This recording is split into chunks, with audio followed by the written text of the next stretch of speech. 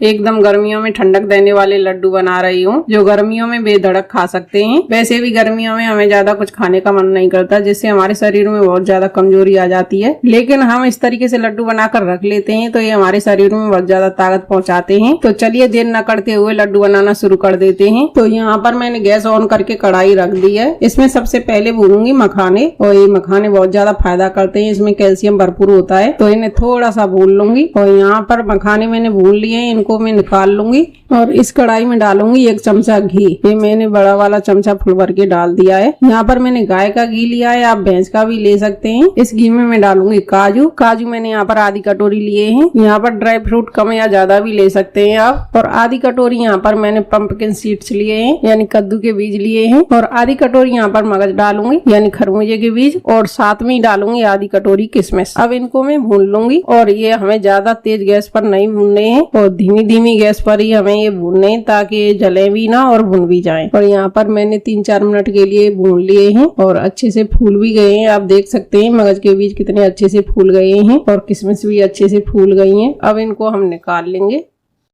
और dry fruit मैंने निकाल लिए हैं। यहाँ पर कम घी है तो 1 चमचा और डाल दूंगी। और अब इसमें भूनूंगी गोंद। आप गर्मियों में गोंद खाना नहीं चाहते तो आप स्किप भी कर सकते हैं। अगर आप गोंद डालेंगे तो लड्डू बहुत ज्यादा टेस्टी बनेंगे, एकदम भुरभुरे बनेंगे। और गोंद से लड्डुओं में एकदम खस्तापन आता है, खाने में बहुत ज्यादा टेस्टी लगते हैं। तो इसलिए मैं इसमें आधा कप गोंद ले रही हूँ। और गोंद की क्वांटिटी को एकदम से नहीं भूनना है, नहीं तो गोंद अच्छे से फूलेगा नहीं। थोड़ा सा ही गोंद डाला है, देखिए कितना सारा हो गया है फूल के। तो इसी तरीके से हमें थोड़ा थोड़ा भून लेना है। ये 3-4 बार में मैंने गोंद को भूना है। गोंद को मैंने भून लिया है और अच्छे से फूल गया, कितना सारा हो गया है। और इस गोंद को हम ठंडा होने देंगे। और इसी में 2 चमचा घी और डालूंगी। और टोटल मैंने 4 चमचा घी ले लिए हैं अब तक। और यहाँ पर हमें ना तो गेहूं का आटा यूज करना है, ना बेसन यूज करना है। यहाँ पर मैं ले रही हूँ जौ का आटा। और आपको पता ही है जौ का आटा ठंडी तासीर का होता है। तो गर्मियों में हमें जौ का आटा खाना चाहिए, बहुत ज्यादा ठंडक देता है और बहुत ज्यादा फायदा भी करता है। तो यहाँ पर मैंने पैकेट वाला जौ का आटा लिया है। आप घर में भी पीस सकते हैं या आप चक्की वाले से भी पिसवा सकते हैं। तो यहाँ पर मैं आटे को छान लूंगी। आटे को जरूर छान के लेना है, क्योंकि जौ के आटे में जो भूसी निकलती है वो बहुत ज्यादा चुभती है गले में जाकर। तो आप छान कर ही यूज में लीजिएगा। तो यहाँ पर मैं छान लेती हूँ।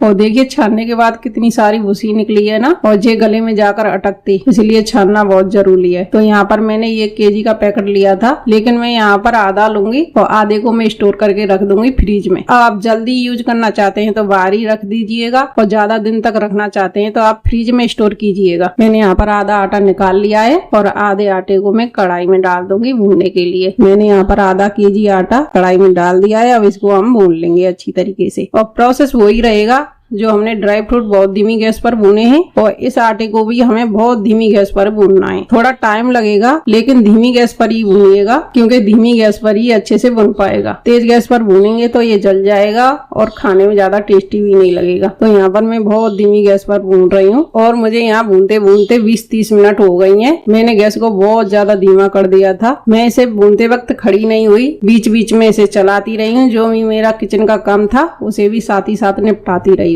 साथ ही साथ मैंने किचन का भी काम कर लिया है और आटे को भी भून लिया है। तो आटे को हमने भून लिया है, बहुत ही अच्छी तरीके से भुन गया है। और इस आटे को हम निकाल के ठंडा कर लेंगे। और आटा ठंडा होता है तब तक हम बाकी तैयारी कर लेते हैं। तो यहाँ पर गोंद भी ठंडा हो गया है। अब इसको हम गोंद को पीस लेंगे। मिक्सी में बिल्कुल भी नहीं पीसना है, जैसे मैं पीस रही हूँ इस तरीके से ही पीसना है। तो यहाँ पर मैंने 1 कटोरी ले ली है। कटोरी मैंने उल्टी कर ली है और उल्टी कटोरी से मैंने दबा दबा कर गोंद को पीस रही हूँ। अगर मिक्सी में पीसेंगे तो एकदम बारीक हो जाएगा और खाने में इसका कुरकुरापन नहीं आएगा। इसलिए थोड़ा सा दरदरा रखना है, थोड़ा सा मोटा रखना है, ताकि खाने के वक्त इसका क्रंच आए। तो यहाँ पर मैंने देखी गोंद को भी पीस लिया है। और अब लूंगी मैं मिक्सी का जार, और मिक्सी के जार में मैं मखाने डालूंगी। मखाने का जरूर पाउडर बनाना है। मखाने भी मैंने अच्छे से पीस लिए हैं और मखाने का पाउडर भी तैयार हो गया है। और यहाँ पर आटा ठंडा करने के लिए रख दिया था, वो भी ठंडा हो गया है। अब इसमें डालूंगी गोंद जो हमने पीस के रखा है, और साथ ही में डालूंगी मखाने का पाउडर। और अब डालूंगी भुने हुए ड्राई फ्रूट। और यहाँ पर मैंने जौ का आटा आधा केजी लिया था, इसलिए आधा केजी मैंने यहाँ पर पूरा लिया है मीठे के लिए। और यहाँ पर देसी खांड भी डाल सकते हैं, मिश्री भी डाल सकते हैं, और चीनी भी पीस के डाल सकते हैं। जो खाने में पसंद करते हैं वो आप मीठे में डाल लीजिएगा। यहाँ पर मिश्री आप डालेंगे तो वो ज्यादा अच्छा रहेगा, क्योंकि मिश्री ठंडी तासीर की होती है। गर्मियों में अगर बना रहे हैं तो आप मिश्री ही डालिएगा। और इस वक्त मेरे पास मिश्री नहीं थी तो इसलिए मैं बूरा डाल रही हूँ। इसमें 2 चम्मच के बराबर काली मिर्च का पाउडर लिया है और ये आंखों के लिए बहुत ज्यादा फायदा करता है, आप जरूर डालिएगा। और आधी चम्मच यहाँ पर मैंने इलायची पाउडर लिया है। अब इन सबको अच्छे से मिला लेंगे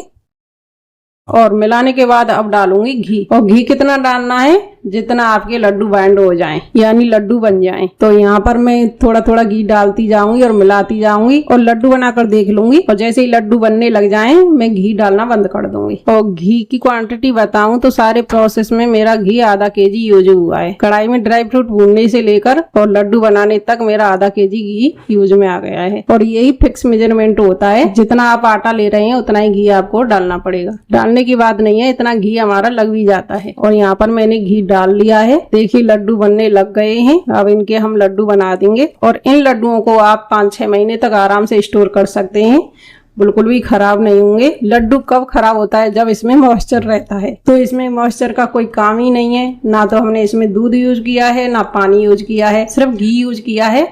और घी से कोई चीज खराब नहीं होती है। आप 5-6 महीने तक आराम से स्टोर करके खा सकते हैं एक बार बनाकर। और आप पढ़ने वाले बच्चों के लिए बनाकर रख सकते हैं। आप बच्चों को जरूर खिलाइएगा इस तरीके के लड्डू। अगर आपके पढ़ने वाले बच्चे हैं तो बहुत ज्यादा दिमाग बढ़ेगा इनसे। इस तरीके के लड्डू अगर आप बनाकर रख लेते हैं और सुबह आप इन्हें रोजाना खाते हैं तो आपकी पूरे दिन की एनर्जी पूरी हो जाती है और इन्हें खाने से कमजोरी महसूस नहीं होती है। पेट भरा भरा रहता है और बहुत ज्यादा फायदा भी करते हैं। अगर आपको वीडियो अच्छी लगी हो तो वीडियो को लाइक कर देना और चैनल को सब्सक्राइब करना बिल्कुल भी मत भूलिएगा। मिलते हैं किसी नई रेसिपी के साथ, तब तक के लिए बाय बाय।